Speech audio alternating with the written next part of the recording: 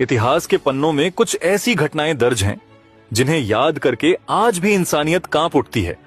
एक शख्स की नफरत ने 60 लाख मासूम लोगों की जान ले ली। आखिर एडोल्फ हिटलर ने ऐसा क्यों किया? क्या वजह थी कि बच्चों, महिलाओं और बुजुर्गों तक को नहीं बख्शा गया?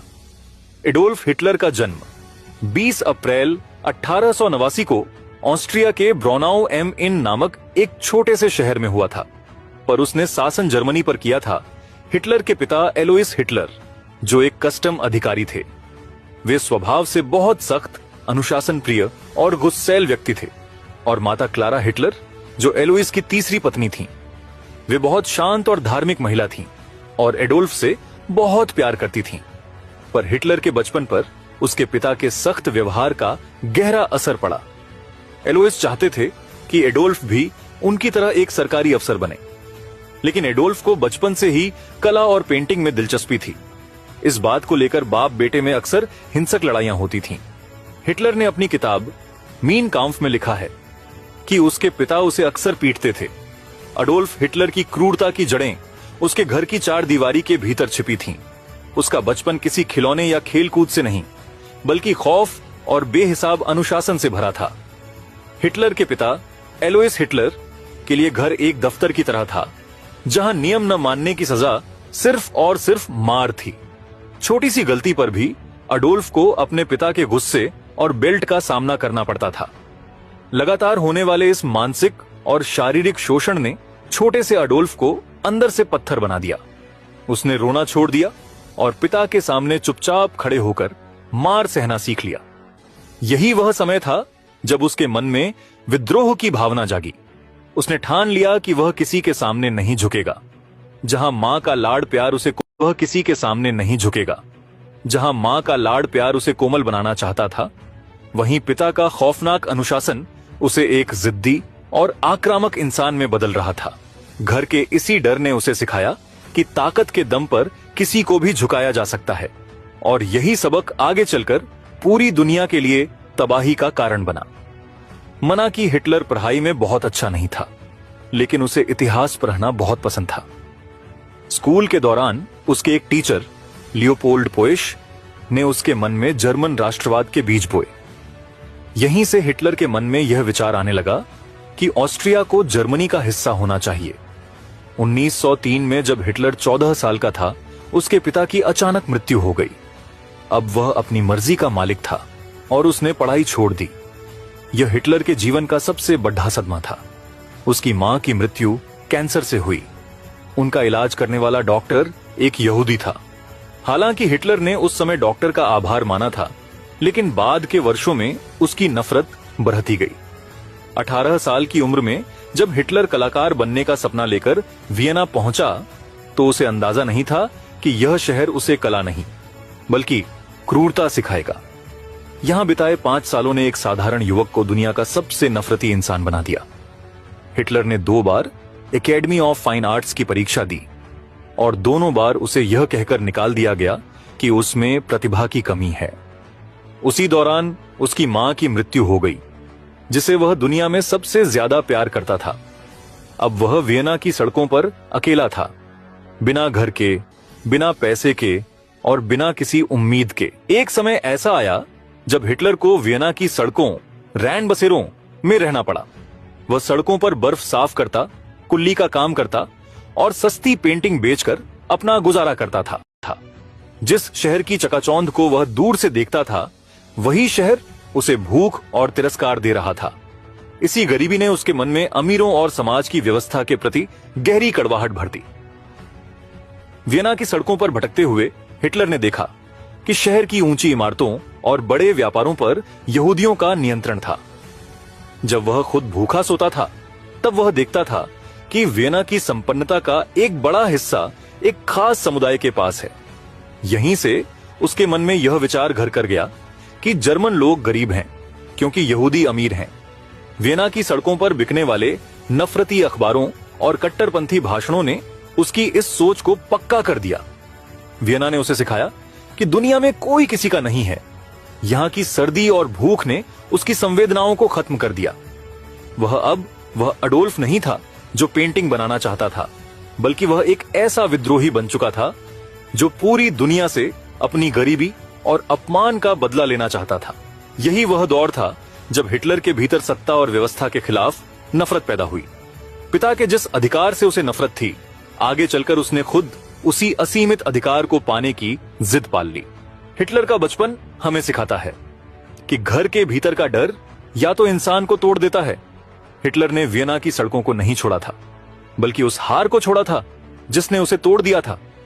उसे नहीं पता था कि जर्मनी की यही धरती उसे एक बेघर पेंटर से दुनिया का सबसे खौफनाक तानाशाह बना देगी। 1913 में हिटलर वियना छोड़कर जर्मनी के म्यूनिख शहर चला गया।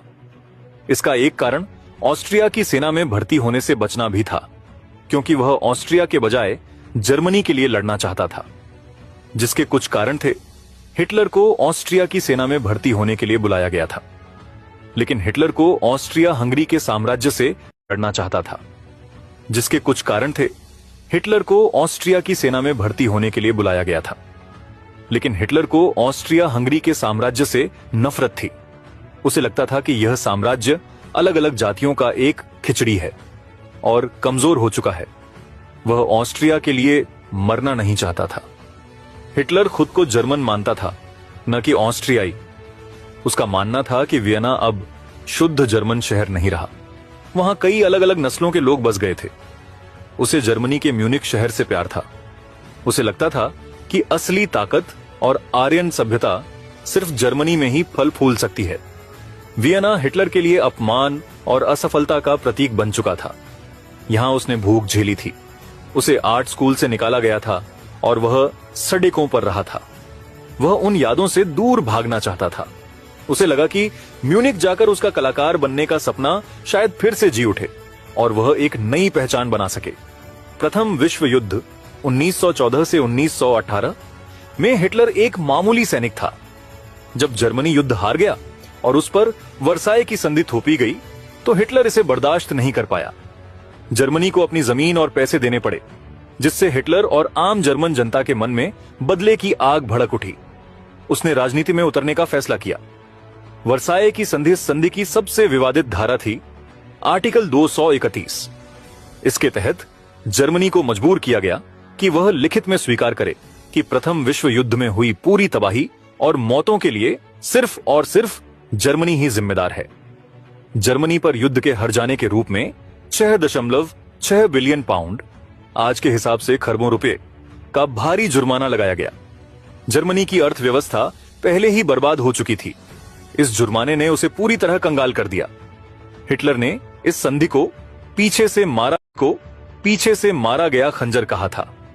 उसने अपनी रैलियों में इस संधि का खूब इस्तेमाल किया। उसने जर्मन जनता से कहा, यह संधि कोई समझौता नहीं, बल्कि जर्मनी का अपमान है। मैं इस कागज के टुकड़े को फाड़ दूंगा और जर्मनी का खोया हुआ गौरव वापस लाऊंगा। हिटलर के पास लोगों को अपनी बातों से सम्मोहित करने की गजब की कला थी। वह अपनी रैलियों में चिल्लाकर और जोश के साथ कहता था, मैं जर्मनी का खोया हुआ सम्मान वापस दिलाऊंगा। उस समय जर्मनी की अर्थव्यवस्था डूब रही थी। लोग बेरोजगार थे। हिटलर ने उन्हें एक मसीहा की तरह सुनहरे सपने दिखाए। हिटलर ने जर्मन वर्कर्स पार्टी में शामिल होकर उसका नाम बदलकर नाजी NSDAP पार्टी कर दिया। उसने स्वास्तिक को अपना प्रतीक बनाया और एक निजी सेना तैयार की जो उसके विरोधियों को डराने धमकाने का काम करती थी।